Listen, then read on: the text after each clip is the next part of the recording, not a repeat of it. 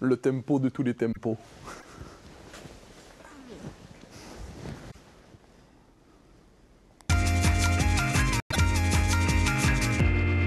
Bonsoir Mathieu. Bonsoir. Bienvenue dans le Tempo. Merci pour cette invitation inattendue.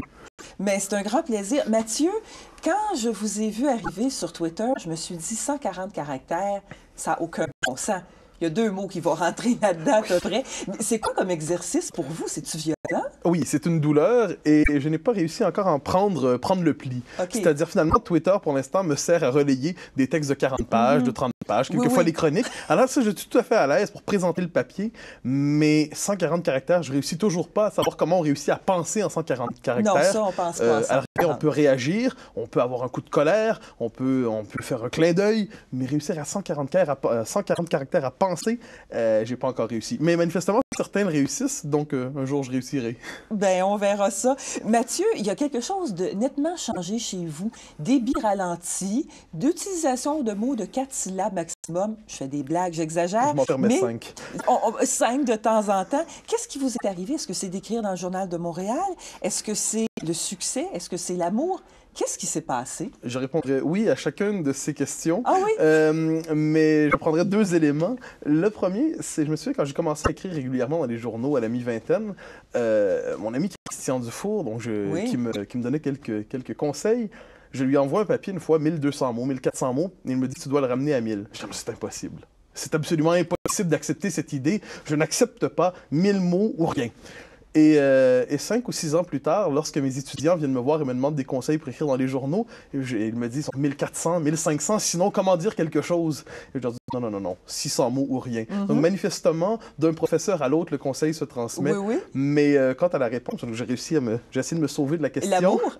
Oui, ça marche quand même quelquefois. Là, je dis souvent que les femmes nous civilisent et c'est un fait. C'est-à-dire quelquefois, elles nous amènent... Il y a une chose chez les intellectuels, il y a un côté un peu autiste. Hein? C'est-à-dire on est en dialogue avec nous-mêmes. Et là, soudainement, quelqu'un apparaît qui s'intéresse à nous et qui ne nous réduit pas à nos théories, qui ne nous réduit pas à nos idées. On trouve ça étrange au début. Je veux dire, pourquoi t'intéressais-tu à moi si ce n'est pour ma thèse, pour mes idées, pour le livre qui vient? Veux-tu vraiment parler d'autre chose que les textes que j'écris? Et là, manifestement, oui. C'est touchant et finalement, on se civilise un peu. Et peut-être que finalement aussi, on quitte la post-adolescence pour devenir peu à peu, de manière difficile et quelquefois avec des rechutes, adulte. C'est drôle que vous disiez quitter la post-adolescence. J'allais vous demander, est-ce que vous avez un jeune intérieur? On a l'impression que vous êtes tellement mature pour votre âge. Avez-vous un jeune intérieur? Oui, mais c'est une partie de moi qui, si je la confie, me transforme en espèce d'adolescent de l'Oklahoma ou du Texas. C'est-à-dire, j'ai été marqué, comme tous les jeunes hommes de mon âge, par les films américains d'action traduits dans les années 80. Ce qui fait que dans mon imaginaire se cache une série de personnages qui me transforment en personnage ridicule d'un coup. Chuck Norris, qui pour plusieurs est devenu une espèce de blague. Pour moi, ça demeure un héros de film d'action remarquable. Et c'est resté, cette espèce de personnage, de héros mythique d'action des années 80, étaient quelquefois des figures de référence pour apprendre le courage et tout ça. Donc oui, le jeune intérieur, finalement, porte une barbe, héros, il s'appelle Chuck Norris. Ah, c'est vraiment... Il y a une image, là, qui ne me quittera plus jamais, Mathieu.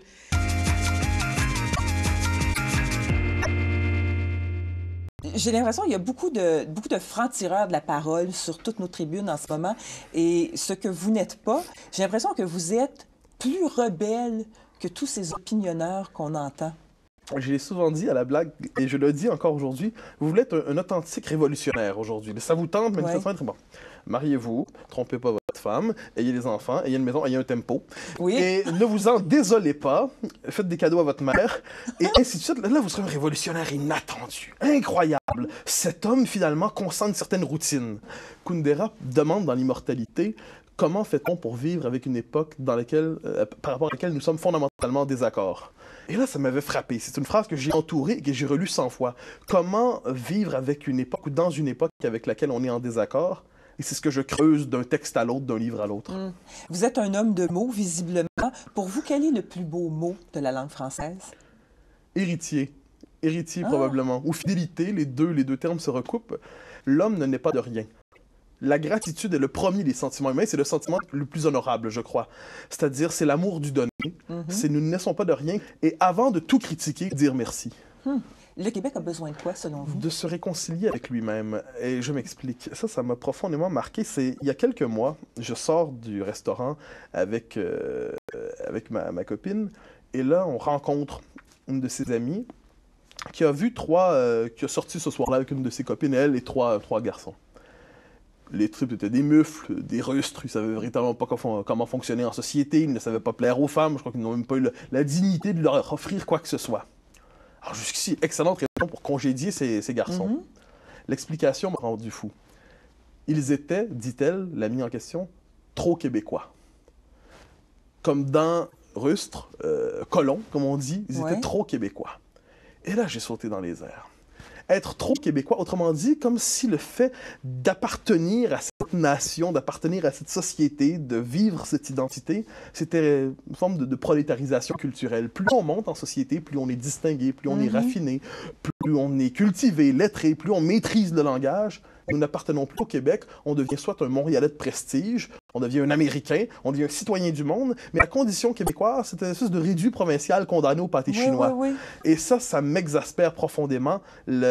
Quand se réconcilier avec lui-même, c'est croire qu'il est possible de vivre ici et qu'il y a une excellence proprement québécoise, il y a une universalité proprement québécoise, et qu'appartenir à cette société n'est ni une carence, ni un manque, ni un malheur. Tellement, tellement.